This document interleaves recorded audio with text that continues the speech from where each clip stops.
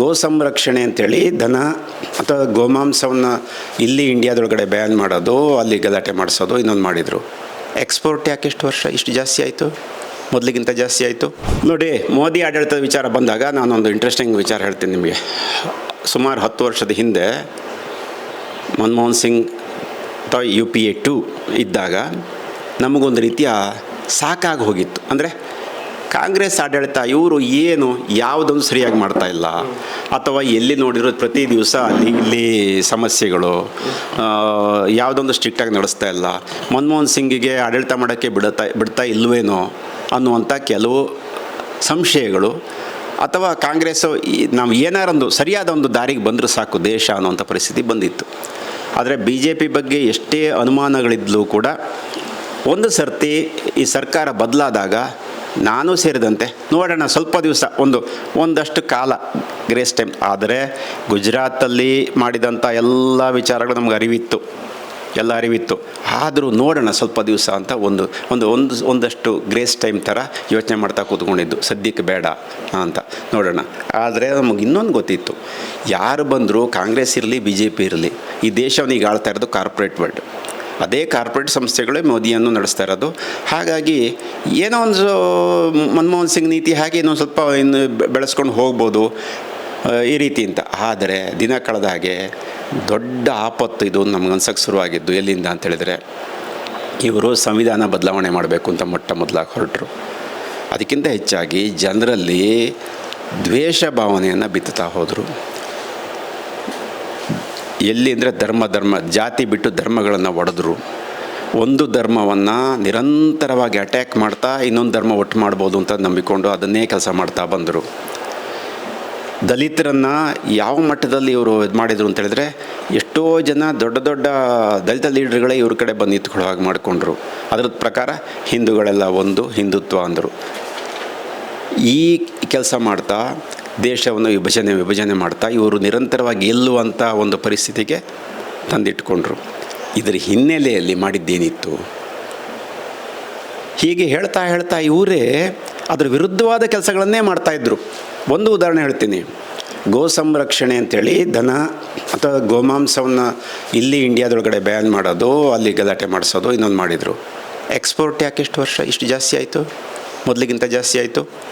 ಇವತ್ತು ನಂಬರ್ 1 ಪ್ಲೇಸಿಗೆ ಹತ್ರ ಬಂದಿದೆ ನಾವು, ಯಾವುದೋ ಬೀಫ್ ಇದರಲ್ಲಿ ಎಕ್ಸ್ಪೋರ್ಟಲ್ಲಿ. ಅದ್ರ ಬಗ್ಗೆ ಏನು ಹೇಳ್ತಾರೆ? ಹಾಗಾದ್ರೆ ಎಲ್ಲಿಂದ ಬಂತದ್ದು ಗೋಮಾಂಸ? ಆ ಎಕ್ಸ್ಪೋರ್ಟ್ ಮಾಡೋರು ಯಾರು? ಅದರ ಹಿಂದೆ ಅವ್ರು ಯಾವ ಧರ್ಮದವರು? ಯಾಕೆ ಸುಮ್ಮನೆ ಇವರು ಮುಸ್ಲಿಮರ ಮೇಲೆ ಅವ್ರ ಮೇಲೆ ಗುಬ್ಬೆ ಕೂರಿಸ್ತಾರೆ? ಇದೇ ಇಂಥ ನೂರಾರು ವಿಷಯಗಳು ಇದೆ ಧರ್ಮದ ವಿಚಾರದಲ್ಲಿ ಇವರು ಮಾಡಿದ ತಪ್ಪು. ಎರಡನೇದು, ನೋಟ್ ಬ್ಯಾನ್ ಮಾಡಿದರು, ಡಿಮಾನಿಟೈಸೇಷನ್ನು. ಆವಾಗ ನಾನು ಸ್ವಲ್ಪ ಸೈಲೆಂಟ್ ಆಗಿದ್ದೆ. ನೋಡೋಣ, 4 ದಿವಸ ಕಾದು ನೋಡೋಣ. ಯಾಕೆ ಹಿಂದೆ ಮಧುದಂಡವತೆ ಗೌರ್ಮೆಂಟ್ ಇದ್ದಾಗ ಒಂದೇ ಸರ್ತಿ ಈ ಎಕ್ಸ್ಪೆರಿಮೆಂಟ್ ಮಾಡಿತ್ತು. ಆದರೆ ಮನಮೋಹನ್ ಸಿಂಗ್ ಎಚ್ಚರಿಸಿದ್ರು, ಇಟ್ ವಿಲ್ ಬಿ ಡಿಸಾಸ್ಟರ್ ಅಂತ ಹೇಳಿದ್ರು. ಅದಾಯಿತು. ಅದನ್ನು ಇವತ್ತು ಇವರು ಒಪ್ಕೊಳ್ಳದೇ ಇರ್ಬೋದು, ಅದೇ ದೇಶದಲ್ಲಿ ಅದಾಗಿದೆ, ಡಿಸಾಸ್ಟರ್ ಆಯಿತು. ಆದರೆ ಎಷ್ಟೋ ಜನ ಸ್ವಲ್ಪ, ಅಂದರೆ ನಾನು ಹೇಳ್ತಾ ಇರೋದು BJP ಸಪೋರ್ಟರ್ಸ್ ಅಂತಲ್ಲ, ಅಲ್ಲದವರು ಕೂಡ ಭಾಳ ಸೆನ್ಸಿಬಲ್ ಆಗಿ ಯೋಚನೆ ಮಾಡೋರು ಕೂಡ ಒಂದು ಚಾನ್ಸ್ ಕೊಟ್ಟು ನೋಡೋಣ ಅಂತ ನನ್ನ ಹತ್ರನೂ ಆರ್ಗ್ಯೂ ಮಾಡಿದರು. ಹೆಚ್ಚು ದೊಡ್ಡ ಚಿಂತಕರೇ ಮಾಡಿದರು, ನೋಡೋಣ ಅಂತ. ಆದರೆ ಕೆಲವು ದಿವಸದಲ್ಲಿ ಗೊತ್ತಾಯಿತು, ಇದು ಇವರ ಹಣವನ್ನು ಇವರು ಸರಿ ಮಾಡಿಸ್ಕೊಳ್ಳೋದಕ್ಕೆ, ಬ್ಲ್ಯಾಕ್ ಮನಿಯನ್ನು ವೈಟ್ ಮಾಡ್ಕೊಳ್ಳೋದಕ್ಕೆ, ಅಥವಾ ಬೇರೆ ವಿರೋಧ ಪಕ್ಷಗಳ ಹಣವನ್ನು ನಾಶ ಮಾಡೋಕ್ಕೆ ಬಳಸಿದರೆ ಹೊರತು ದೇಶದ ಯಾವ ಇದಕ್ಕೂ ಪ್ರಯೋಜನ ಆಗಲಿಲ್ಲ. ಎರಡನೇದು, ಅದರ ನಂತರದ್ದು ಕೊರೋನಾ ಟೈಮಲ್ಲಿ. ಇವತ್ತು ಪ್ರಪಂಚದ ಬೇರೆ ಯಾವುದೇ ದೇಶದಲ್ಲಾಗಿದ್ದರೂ ಏನೇನಾಗ್ತಿತ್ತೋ ಗೊತ್ತಿಲ್ಲ, ಆ ಜನ ಅಷ್ಟೂ ಕಷ್ಟಗಳನ್ನು ಸಹಿಸಿಕೊಂಡು ಸುಮ್ಮನಿದ್ರು. ಈ ದೇಶದಲ್ಲಿ ಬಡವರನ್ನಂತೂ ಅವರು ಇನ್ನಿಲ್ಲದಂತೆ ನೆಲ ಕಚ್ಚಾಗಿ ಮಾಡಲಾಯಿತು. ಎಲ್ಲ ಬೀದಿಲಿ ಜನ ಅಲ್ಕೊಂಡು ದಾರಿಲಿ ಸಾಯುವಂಥ ಪರಿಸ್ಥಿತಿ ಬಂತು. ಸಾವಿರಾರು ಕಿಲೋಮೀಟ್ರ್ ನಡ್ಕೊಂಡು ಅವ್ರು ಊರು ಸೇರುವಂಥ ಪರಿಸ್ಥಿತಿ ಬಂತು. ಎಲ್ಲ ನೋಡಿದ್ದೀವಿ. ವ್ಯಾಕ್ಸಿನ್ ಫ್ರೀ ಕೊಟ್ಟಿದ್ದೀವಿ ಅಂತ ಇವತ್ತು ಹೇಳ್ತಾರೆ. ಏನು ವ್ಯಾಕ್ಸಿನ್ ಫ್ರೀ ಕೊಡೋದು? ಅದು ಕರ್ತವ್ಯ ಅವ್ರದ್ದು, ಕೊಡಬೇಕಾಗಿದ್ದು. ಒಂದು ಸರ್ಕಾರ ಇರೋದೇ ಅದಕ್ಕೆ. ಇಂಥ ಸಂದರ್ಭದಲ್ಲಿ ಅವ್ರು ಮಾಡಬೇಕು ಅದನ್ನು. ಹೋಗಲಿ, ಆ ವ್ಯಾಕ್ಸಿನ್ ಆದರೂ ಸರಿ, ನಮ್ಗೆ ಅಗತ್ಯ ಇಲ್ವೋ ಅಂತ ಇವತ್ತು ಗೊತ್ತಿಲ್ಲ. ಡಾಕ್ಟ್ರುಗಳು ಎಚ್ಚರಿಸ್ತಲೇ ಇದ್ದರು. ಸುಮ್ಮನೆ ನಮ್ಮನ್ನು ಕಟ್ಟಿ ಹಾಕಿ ಇದು ಮಾಡಿ ಹೆದರಿಸಿ ಜನರನ್ನು ಎಲ್ಲೂ ಹೊರಗೆ ಬರ್ದಂಗೆ ಮಾಡಿ ಎಕಾನಮಿನ ಸಾಯಿಸಿದರು. ಅದ್ರ ಪರಿಣಾಮ ಏನು, ಇವತ್ತು ಅವ್ರು ಹೇಳ್ಕೊಂಡು ತಿರುಗ್ಬೋದು ನಮಗೆ ಹಾಗೆ ಮಾಡೋದು ಹೀಗೆ ಮಾಡೋದು ಅಂತ. ಅದ್ರ ಫಲ ಏನಾಗಿದೆ, ದೇಶದ ಆರ್ಥಿಕತೆ ದಿನ ಕುಸಿತಾ ಇದೆ, ಸಾಲ ಮಿತಿ ಮೀರಿ ಹೋಗಿದೆ ದೇಶದ್ದು, ಇಡೀ ಪ್ರಪಂಚನೇ ಹೇಳ್ತಾ ಇದೆ.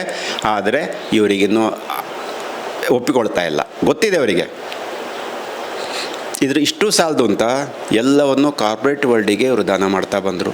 ಇವತ್ತು ಗ್ಯಾರಂಟಿ ಯೋಜನೆ ಬಗ್ಗೆ ಮಾತಾಡ್ತಾರೆ. 22 ಲಕ್ಷ ಕೋಟಿ ಕಾರ್ಪೊರೇಟ್ನವ್ರಿಗೆ ಸಾಲ ಮನ್ನಾ ಮಾಡಿದ್ದನ್ನು ಯಾರೂ ಮಾತಾಡ್ತಾ ಇಲ್ಲ.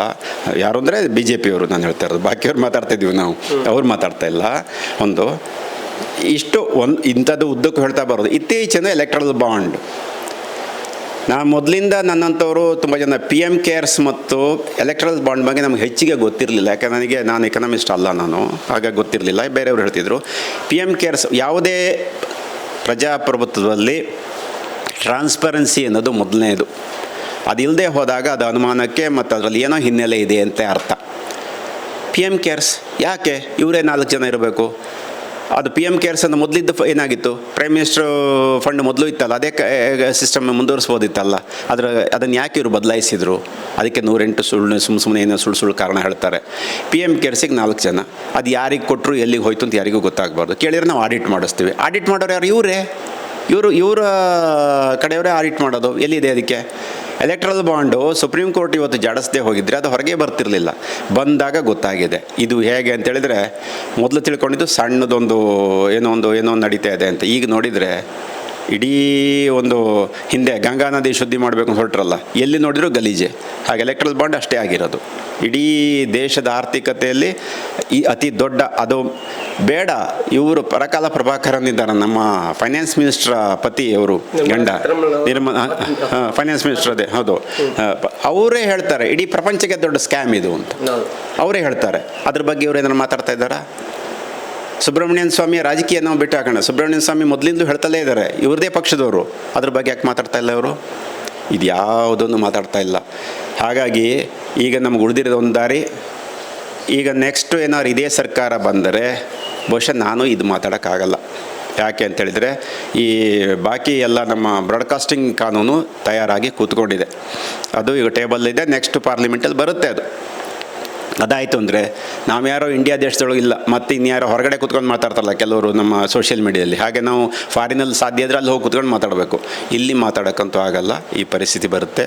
ಆದರೆ ನಾವೆಲ್ಲರೂ ಯೋಚನೆ ಮಾಡಿ, ಈಗ ನಾವು ಉಳ್ಕೊಳ್ಳೋದು ಯಾರು ಒಬ್ಬ ಕ್ಯಾಂಡಿಡೇಟ್ ಪ್ರಶ್ನೆ ಇಲ್ಲ. ಪ್ರಜ್ವಲ್ ರೇವಣ್ಣ ಅವರು ಕ್ಯಾಂಡಿಡೇಟು, ನನಗೆ ವೈಯಕ್ತಿಕವಾಗಿ ಪರಿಚಯ ಇರೋರು, ನನಗೆ ಅವ್ರ ಬಗ್ಗೆ ವೈಯಕ್ತಿಕವಾಗಿ ಏನು ಹೇಳೋದಿಲ್ಲ. ಒಬ್ಬ MP ಆಗಿ ಅವರು ಭಾಳ ಚೆನ್ನಾಗಿ ಸ್ಟಡಿ ಮಾಡಿಕೊಂಡು ಹೋಗಿ ಪಾರ್ಲಿಮೆಂಟಲ್ಲಿ ಮುಂದೆ ನಾನು ಅತ್ಯುತ್ತಮ ಪಾರ್ಲಿಮೆಂಟರಿ ಆಗಬಲ್ಲೆ ಅಂತ ಮೊದಲನೇ ಹಂತದಲ್ಲೇ ಈ ತೇಜಸ್ವಿ ಸೂರ್ಯ ಅಂತ ಅವರ ವಿರುದ್ಧ ಮಾತಾಡಿ ಅವರನ್ನು ಬಾಯಿ ಮುಚ್ಚಿಸಿ ಮುಖದಲ್ಲಿ ನೀರಿಳಿಸಿ ಕೂರಿಸಿದಂಥ ಒಬ್ಬ MP.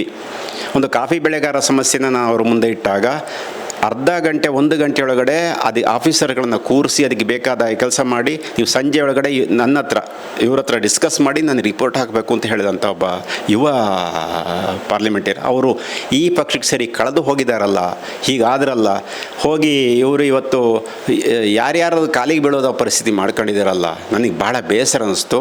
ನಿಜವಾದ ಒಬ್ಬ ಪಾರ್ಲಿಮೆಂಟರಿ ಆಗುವಂಥ ಯುವಕರನ್ನು ನಾವು ಕಳ್ಕೊಳ್ತಾ ಇದ್ದೀವಿ ಅಂತ ಬೇಸರನೂ ಇದೆ. ಆದರೆ ಏನು ಮಾಡೋಕ್ಕಾಗಲ್ಲ, ಪರಿಸ್ಥಿತಿ ಹೀಗಿದೆ. ನಮಗಿವತ್ತು ನಮಗೂ ದೇಶ ಮುಖ್ಯ, ಸಂವಿಧಾನ ಮುಖ್ಯ. ಆದ್ದರಿಂದ BJP ಸರ್ಕಾರ ಸೋಲಬೇಕು, ಇಷ್ಟು ನಮ್ಮ ಗುರಿ ಆಗಬೇಕು ಅಂತ ನಾನು ಎಲ್ಲರಲ್ಲೂ ಕೇಳ್ಕೊಳ್ತೀನಿ. Thank you sir.